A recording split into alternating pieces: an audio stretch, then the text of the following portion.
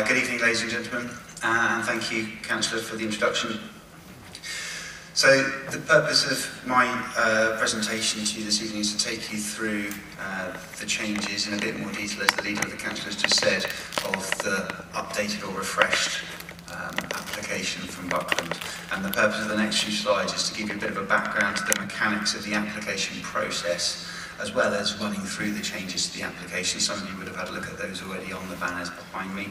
And then looking at also at some of the issues and some of the matters we're still working through, and we still have some discussions to be had. Ultimately, we'll pull it all together at the end, looking at the key planning considerations and getting you involved, giving you the opportunity to be involved and show you how we can do that. The key message, I think, is that we're still digesting the submission. You heard from the leaders say that the application's actually got bigger over the last 2 years. The refresh that we took receipt of in December comes with more files, more ring binders, more information to read and to digest, where the applicant's looking to overcome some of the issues that we've had. So although it's an update and it's amendments, it's actually become bigger, which means we've got a lot of information to work through. And as a consequence, we might not have all the answers to your questions yet. We're still digesting the information, so if we don't have the answers, we can by all means take those away and explore those further. Okay, so looking at the mechanics, first of all, for those of you that attended the series of CAP meetings we held back in March 2017, May 2017, this is a slide that you will have probably seen before, because it's one that's essentially taking you through what the application is trying to do. The application is trying to establish the principle of development, which we have the basis of through the Wellborn Plan, and also to try and establish certain fixes on a series of plans called parameter plans, and any planning permission at outline stage would be required to come forward with detail in accordance with those parameter plans. And those fixes would be things like the quantum of development, would be the location of uses such as the employment area, the green central park, the district centres, the schools. Those sort of features would be the things that would be fixed. Access is a fully detailed part of the application, as you heard a minute ago from Councillor Woodward's introduction, and I'll take you through the changes to the A32 and to junction 10 of the M27, and that's fully detailed. All the other matters, the appearance, the landscaping, layout and scale, we call them reserve matters in terms of some planning jargon. All that comes later on the basis that we can get to granting an outline planning permission first. So if we grant it, we will fix those issues, those matters that are on the parameter plans, the fixed features, the defined land uses, and then reserve matters will come in after. So looking at some context for you, this puts Wellborn outlined in red in the context of the blue line, which is the borough of Fareham. So you can see how it sits in terms of its relationship to the town, which, my buzzer works. You see Fareham sitting to the south, down here, out towards the western wards, and the River Hamble sitting out on the western side of the borough, and then coming over towards Porchester and going off into Portsmouth on the western side, on the eastern side, sorry. And then putting in a bit more of a local context for you, you can see there the aerial photography shows the application site outlined in red and how it sits in relation to some of those current physical features that exist. The biggest one and most recognisable one is probably the M27 running east to west along the bottom of the photograph, aerial photograph, and then the A32 running north to south as well. You see some of the adjoining and neighbouring settlements identified for you there of Funtley, Knoll, and just off the plan to the north is the small town of Wickham. So moving to the application, that gives you a bit of context, but let's get to the application, what's in it. The headline is, as it was before, as it is in the Wellborn Plan, it's still 6,000 homes. 6,000 homes with a mixture of tenures, sizes, there's small as one-bedroom apartments through to some 5-bedroom homes. There'll be a mixture of private market housing, there'll be a mixture of affordable housing. That affordable housing can take the form of shared ownership, it could take the form of rented accommodation. There's a number of products that we'll be looking to secure as part of any decision. And we have a Wellborn Plan policy which seeks to provide 30% of the overall homes, so about 1,800 of the 6,000, as affordable homes. The Wellborn Plan requires or seeks Wellborn to be delivered as a new community that's inspired by its landscape setting. And the site is a big site.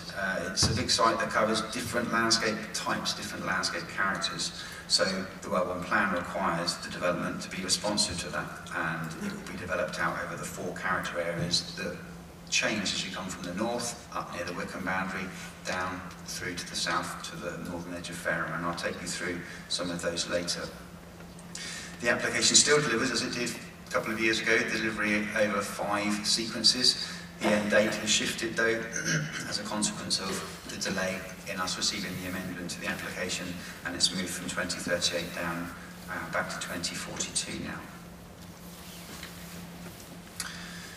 This is a slide that probably has some similar information to the introduction from Councillor Woodward, but you can see the photograph there shows you the volume of information that forms the new amended, refreshed, updated application.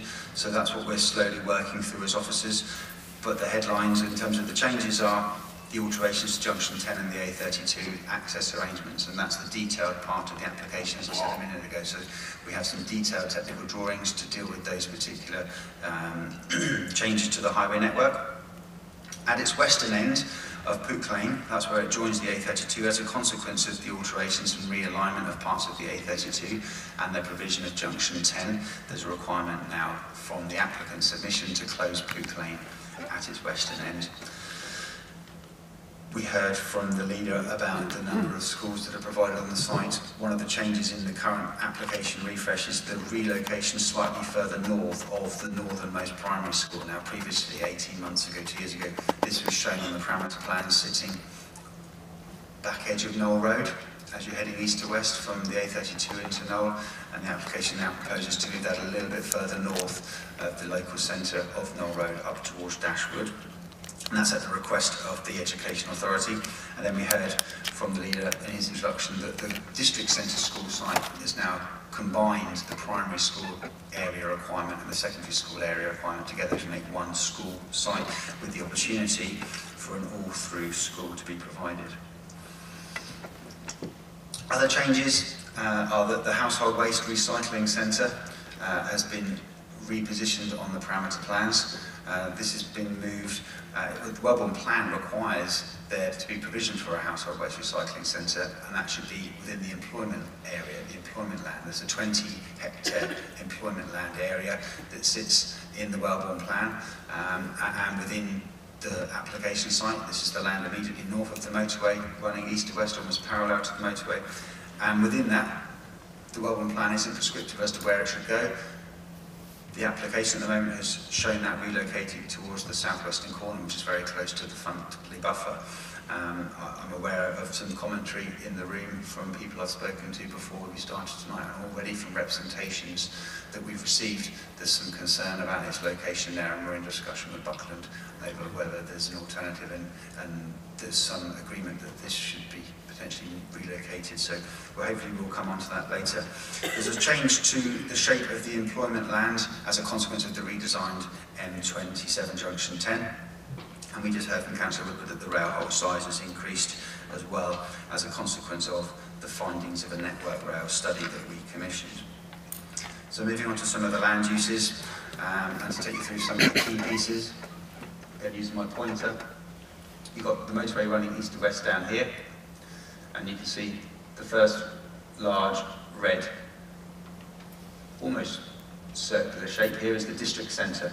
So this is the primary retail amenity centre that will form part of the Wellborn community. And just to the north of that, you've got the pink L shape, upside down L shape of the secondary school, and then the orange infill of that L shape is the primary school. So you can see how that site has now been combined to provide one area for the combined school sites.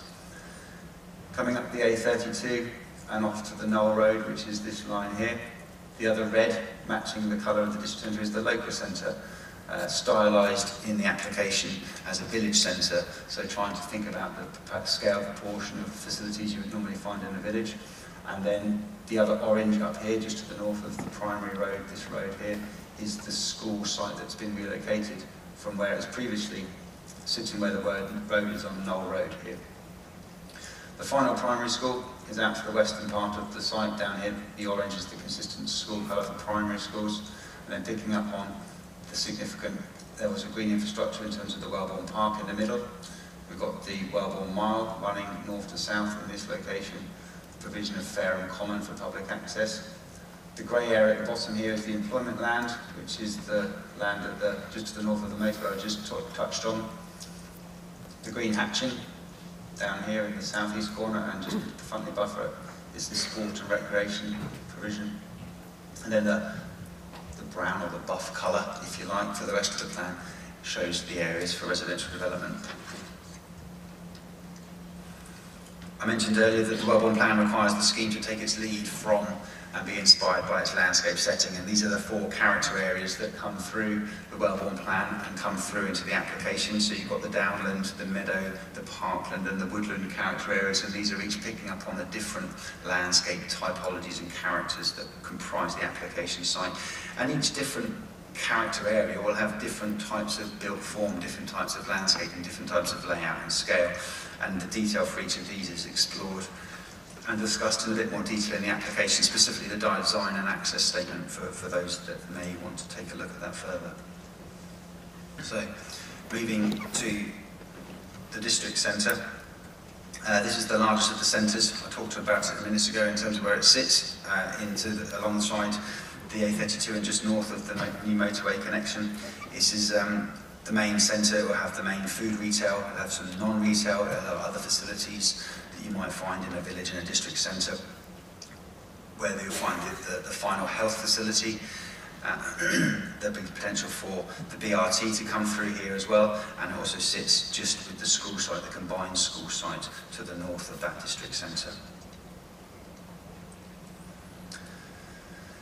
The local centre I mentioned a minute ago is styled in the application as being a village centre. This is the smaller one, the second red spot, if you like, going back to that land use parameter plan that sits just to the north of Knoll Road. And this is where you'll find some more food retail and non-food retail, but also some of the public amenities such as the public house, the market hall. We start to see the first school coming forward here, because that's where they're looking to start the development towards the north, with that completion and operation of the school in phase 2 as it's currently proposed. And then in the west, down by the final primary school, if you remember, just to the bottom end of the Wellbourne Mile, which was that green infrastructure link running north to south, and the final primary school, there's potential for a community hub, a small-scale community building, some indoor-outdoor play space, and the policies in the Wellbourne Plan suggest some small convenience retail provision. So I've put there a small corner shop, for example, and because of the phasing, this comes towards the later phases in the 5 phases of development. Community facility-wise, we've heard already that there's a number of schools, 4 in total, the 3 primary, the 1 secondary, the health facility, the council board touched on at the start, in terms of the ongoing discussions with the health service. There's a commitment from the applicant to provide a health facility. We have a plan requirement to provide one in the Wellbourne Plan, so we have those ongoing discussions. Sports facilities is just shy of 18.5 hectares of sports provision provided on the application site, 18.4 hectares in total, and I showed you those with the hatching, the green hatching on the land use plan. I mentioned employment space earlier, that grey wash just to the north of the motorway, so we've got 3 significant employment types that will be in that area. There's warehousing, storage and distribution, about 40,000 square metres there. Manufacturing, 35,000 square metres, and your offices at about 30,000 square metres, spread across a 20-hectare site. And the Wellbourne Plan indicates that should provide up to 2,000 jobs. When you add to the job opportunities and the retail opportunities in the district centres and the schools and the other amenities, Wellbourne should provide just shy of 6,000, something like 5,700 jobs is anticipated for Wellbourne as a whole. Lots of green space. I'm not going to read all those out to you. You can see them, but there's significant green infrastructure provided, and that all feeds into the approach of Wellbourne providing itself and being delivering on the aims and principles of being a garden village. And there's significant green infrastructure there. The most important, I think, is the Wellbourne Park, which sits in the middle of the site. that diagonal green wedge through the site. It's about 1 kilometre in length, and for those of you that know the town centre here in Fareham, we've seen a plan from Buckland, and they've overlaid that Central Park across West Street, and it extends essentially from the station all the way down to the bottom end of the High Street where it meets East Street. So all the pedestrianised area and beyond up to the station is a similar length of distance to that central green park. So it gives you a feel for it, its scale and its length, and obviously then the importance and the contribution it will make to Wellbourne. Let's get into some detail then. So the access, and I'm mindful I'm going through the slides fairly quickly, but as the leader said, we've got a number to get through. Hopefully you're bearing with me and keeping with me for the moment. But the top left-hand side there is the March 2017 Junction 10 arrangement, and the bottom right one is how it's been amended. To make it easy for you, I'll try and identify those changes, and we'll go through them again on the next slide in a little bit more detail. Well, I'll zoom in on that bottom right-hand corner in a bit more detail. But essentially, we've got a realignment of the new eastbound off-slip, which is working from left to right, the bottom and leftmost of the 3 bubbles, and you can make a comparison and see how the geometry of the turn at the end of that slip road has changed. There's a realignment of the east-west link, so that's the middle bubble on the screen, and you can see that the road geometry has changed and there's a bit more of a bow in the road now. And that's essentially to facilitate the change in roundabout arrangement, and the added consequence of that is that it pulls the road away from Dean Farmhouse, which is a Grade 2 star listed building in the Dean Farm Estate. So there's a bit of a benefit from that redesign to the setting of the listed building. And then finally, the junction on the right-hand side, and the highest of the 3 bubbles, is the connection to the A32, and the roundabout there has been repositioned to pick up on Southern Gas Network's comment specifically about the relationship of the roundabout to the high-pressure gas main.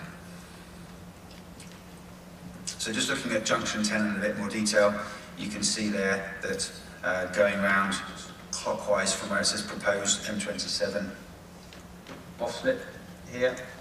This is the new off-slip that will start to diverge from the existing motorway just as you cross the Funtley overbridge, and you will drop down because the motorway is elevated in this position, so you'll drop down from the motorway towards the new north to south road. Signal control at the end, and your signals will take you onto that north-south road. There's a new tunnel under the motorway at this point, so the roundabout on the south side you will have to get to by going through a tunnel. The tunnel is in this location. Going clockwise round, the existing M27 on-slip, so heading eastwards towards Portsmouth, essentially stays as it is to all intents and purposes. There's some minor realignment and some minor works to the white lining, but that on-slip essentially stays as it is. The new off-slip, the westbound off-slip. So at the moment, the westbound off-slip is the circular route here. So that's proposed to be removed.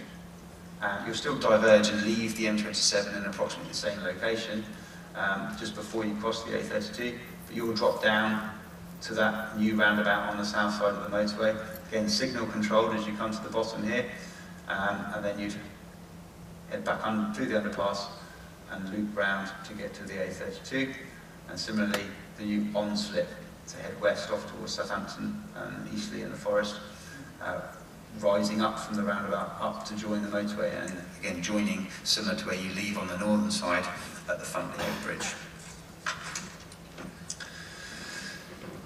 The detailed access also includes alterations to the A32 to get into the site, and there's 3 new roundabouts and alterations to 1 roundabout to facilitate this. So I'm going to try and take you down the A32, which is running here north to south, and I'll start at the top and take you over to the top left-hand side of the screen there.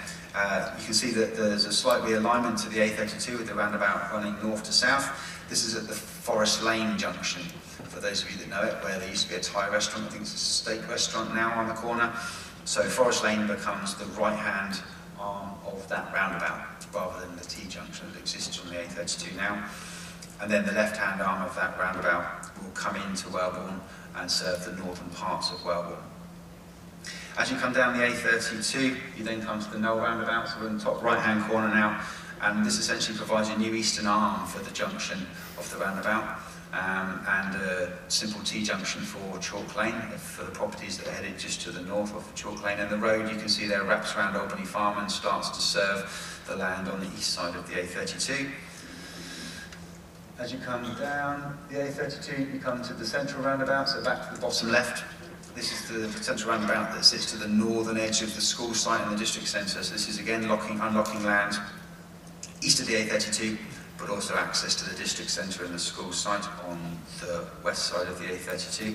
And then the final junction change to the bottom right-hand side is the Broadway roundabout, as it's called in the application. And this is the connecting roundabout from junction 10 through to the A32.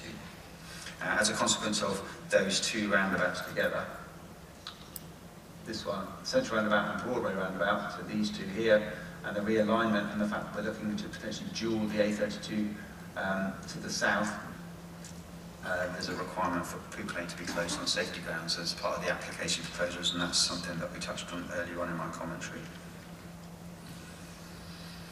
Not specifically part of the access arrangements into the site itself, but one of the key junctions that the applicant has looked at and was required to look at is the A32, the bottom end of the A32, southernmost end, where we meet North Hill, First Court, Wickham Road. And this junction, the principle of it remains as it was in 2017. There's no fundamental change here, and that essentially is taking out the roundabout that exists at the moment and signalising the junction with bus priority measures for the BRT service, which neatly takes me on to my next slide and looking at public transport strategy for the application site.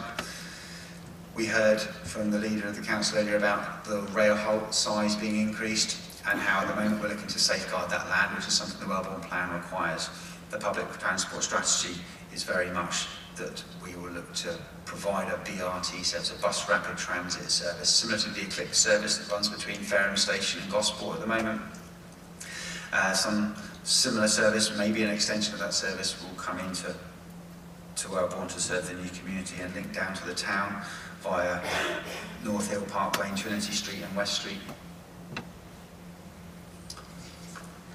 Moving into some of the detail and looking at the phasing, and some of you may have seen the phasing on the banners on my left, your right, at the start of the meeting. And watch the colour changes as we go through, I think is probably the key here. So red are those that are under construction, and you can see the green provides the green infrastructure at the same time that matches and goes with that red. The blue in this case is infrastructure under construction, so you can see that junction 10 and some of the A32 alterations are ongoing. And then we'll start to see things turn pink and black, pink for completed homes and black for completed infrastructure as we move through. You'll see in sequence 1, the next 5 years, looking to provide 690 homes. As I go through the next 3 or 4 slides, we've got 5 phases, 5 sequences altogether. There's a cumulative running total as we go through, so by the time we get to the end, we'll get to our 6,000. So as we move through, you can see that some public transport provision now has arrived in phase 2. We've got, I think, about 1,400 homes to add to the nearly 700 on the previous phase, so we're just over 2,000 in total now. We've got pedestrian cycle networks that started to be developed, and importantly, the first primary school into the northern part of the site has been delivered, and that local centre, some of the smaller scale retail is also provided. So we started to see some of the pink colours now, which is the completed bits I've mentioned when I was going through the colours on my last comment.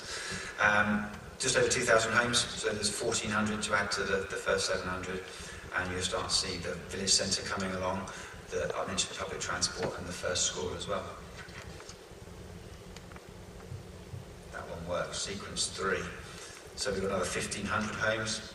The district centre is starting to come out of the ground now, which is that largest centre down near the northern edge of the motorway junction on A32, and you can see the blue roundabout connecting, the central roundabout connecting the district centre and the east side of the A32 in blue there. The schools start to come forward in the district centre as well.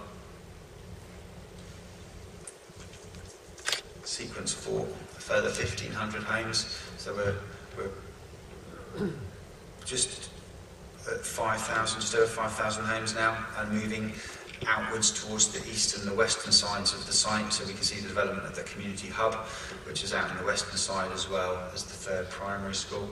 We get some more green infrastructure. You can see Fareham Common is now provided and Wellbourne Park is completed in its entirety, which is that important green lung that I mentioned in the middle of the site. And finally, the very final sort of piece of the puzzle is there's a small parcel to the north and the east side of the A32 with the final 840 homes, I think, and bring us up to our 6,000. So thank you for bearing with me. That's a very quick canter through the application. I've tried to pick out the bits that are important, the bits of amenities or the proposed amenities that are important, but now I need to try and give you some help in terms of what we need to consider, what we can consider are the same things that you're going to be able to consider. And viability and deliverability are all linked to the phasing of the development we just went through, so we need to make sure that the scheme is both deliverable, viable, achievable, and that's one of the key things that we'll be considering when we're looking at delivering Wellbourne. There's a number of landscape impacts. I've talked already on a couple of slides about the need to have a scheme that is inspired by its landscape setting. So the significant landscape impacts, it will change. It's countryside now, and we're looking to build 6,000 homes. It will change, and it's making sure that change is one that's managed and is acceptable. We have important ecology, both our coastal environment here in Fareham. We're very lucky to have European designated internationally important wildlife sites, as well as on-site protected species that we need to manage the pressures on. People have already spoken to me before the meeting about flood risk and drainage. The application is supported with a flood risk and drainage strategy as part of its environmental impact assessment, and we're considering that, digesting that. I'll go back to my commentary at the start about the volume of information we're working through. The application has got those documents in, and we're working through them still and taking consultation advice where we can and where we need to. We need to make sure that, as well as looking at the mix of uses that are proposed, we need to make sure that their distribution is in the right place, the phasing is right, to make sure that the amenities are there to meet the needs of the new community, and it goes back also to the viability and the deliverability. I mentioned that there's some reserved matters that will come forward that will look at layout and scale and form of the buildings, and that detail does become later, but what we do have are a series of parameter plans, and I mentioned the parameter plans give us the fixes right at the start, and that might consider a limit on building heights, a limit on building densities, and the layout of certain land uses to make sure they are appropriate, as well as the timing and the size of the facilities that are delivered. And most importantly, we need to be sensitive to and be mindful of our neighbouring communities. I've taken you through the highway detail, the access arrangements, but there's many more facets to that. As a consequence of a new community of this size, it's not just getting in, it's where does the traffic go? What are the off-site works? What are the off-site mitigation measures? Are there anything required to deal with the pressure that that might bring, as well as the public transport strategy I've talked about already? And there's a significant cycle strategy and rights of way strategy and improvements to those existing and proposed rights of way to try and encourage people to take other modes of transport than the car. So there's a number of disciplines that we're working through. That gives you a feel for some of the issues and some of the topics that we're still working through, and the issues I think are probably very live for a number of people to comment on and have commented on. We're taking specialist advice from the relevant organisations to give us the expertise we need to be able to make an informed recommendation to our planning committee, and where we don't have internal help, we're going external to get that help to make sure we are properly informed and can make a balanced and informed judgment. And some of those consultations are still awaiting responses, things like the landscape impact advice. We've gone external for and we're waiting on that expert advice. So now it's getting you involved and showing how we can do that. Apologies for the, in brackets, C agenda there. Moving to you, we've written to over 12,000 properties, but the considerations are the same as the ones I've just taken you through, rather than perhaps being printed in an agenda. They're the issues that are already live to you, that we've heard from before the meeting started, and I've seen representations already. There are some things, though, that I would encourage you to perhaps avoid putting in representations, things we can't consider. Wellbourne's been long established, going back through the core strategy, going back to the South East Plan. The principle of Wellbourne being developed is long established. And similarly, loss of private use and loss of property value, unfortunately, are not material planning considerations that we can put weight to. So we have invited comments on the application to run until the end of this month, until Friday the 1st of March. We're encouraging people to make their representations by then. If you come in late with a representation, we're not going to shut the door on the 1st of March. We'll continue to take receipt of them, but we're trying to negotiate and work with the applicant over whether there's any further amendments. So to have comments by that time would be extremely useful. And you'll see there that, as with any representations and any planning application, we will publicise those online, and they'll be publicly available for inspection. Sensitive information, signatures, email addresses, phone numbers and things would all be redacted and deleted. So, we're getting to the end now. Thank you for bearing with me. We'll complete our consultation period that I mentioned a minute ago. We'll go away and review those comments and have further dialogue with the consultees that are providing us with our specialist advice and with the applicant to see if any further amendments are necessary, with the ultimate aim of getting the application before our planning committee as soon as we can, but making sure it's in an informed way. What we need for that is certainty over the phasing of development, and that's going to be linked to the phasing and delivery of the important infrastructure. And we've heard from the leader at the start of the presentation about the motorway junction being a key piece of that infrastructure. We need to ensure that development can't take place without the necessary infrastructure being in place. But if all matters are acceptable, we could recommend that the committee grants a planning permission. And if they do that, that's when we go back to the detail. That's when we go back to the reserved matters. The appearance, the landscaping, the layout, the scale, the architecture, what the buildings look like, what bricks they're made from, where you put the trees. All that comes a little bit further down the line. This is my last slide. You'll all be, I'm sure, pleased to hear, and this is just how you can get in touch. You can go to the website, and the photo on the right-hand side there is our online comment form, so you can do it all electronically through the website. You can also send us an email directly. The email address is there for you, or the old-fashioned way. You can send us a letter to the address of the civic offices just across the road from Fernham Hall here. My closing comment is there's a number of them on the side, and I've seen some of you with them. The applicant has provided the simple guide to the planning application. It's quite a helpful guide and simplification of all the documents that are making up those vast files. It's a fairly easy read, something that's easy to digest, and hopefully gives you a feel for the issues. So if you haven't got one, and I think there's some on the side for when we are done. And on that note, Councillor, I think I'm done, and I'll hand back to you. Thank you.